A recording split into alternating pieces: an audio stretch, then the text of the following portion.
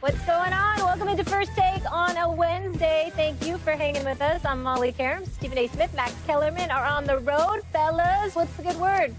Let's do it. We begin with the two best records in the NBA, who will go head-to-head on Thursday night. The red-hot Celtics, winners of 13 straight games, take on the 11-3 Warriors at the Garden. Steve Kerr, who has previously called Brad Stevens one of the best in the league, had high praise for those C's. And by the way, we haven't even mentioned Horford. Horford's like the prototypical modern big. He's perfect for the team, and he's exactly what you're looking for in a big now. Yeah, we don't mention him because he loses to LeBron religiously. It's like 0-15 or 16 or whatever the case may be. That's all I'm saying. That's it. Speaking of records, the Celtics are the first team in NBA history to win 13 straight games after an 0-2 start. We're going to stay on the East Coast, gentlemen, but some breaking news in the National Football League.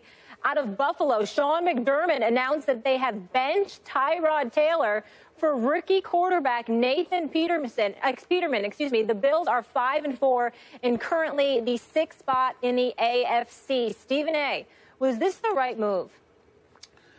I hate to say it, but it is. He went 9 for 18 for 56 yards last week in a loss to the New Orleans. Starter at all. And Tyrod Taylor at best is replacement level plus. Yep. And just to clear it up, Tom Brady leading the league in passing with 2,807 yards. Nathan Peterman will get his first start against the Chargers. When we come back, the U dominate. Can I interrupt you for 1 second? Sure. Actually, the president just tweeted. Half the season, easy. For an accusation. Guys, guess They just got relevant You're going again. to settle this for us later in the show, Paul Feinbaum, because he's going to join us. We'll revisit the subject a little later. Pivotal time. No team has lost a game after this edition of the rankings and made the playoffs. So we need to go to the Stephen A. They're calling it the official pizza of the neo-Nazis, though. Don't you have to? Oh, it's so good. Here to react to the latest rankings, we welcome Paulie Positive, the one and only Paul Feinbaum, to the show. Paul, start with the top four here. Did the committee get it right? Molly, they have the right four teams. I would quibble. Tennessee fired Butch Jones, and I heard on Mike and Mike this morning they asked John Gruden if he'd ever be interested, and he didn't close the door.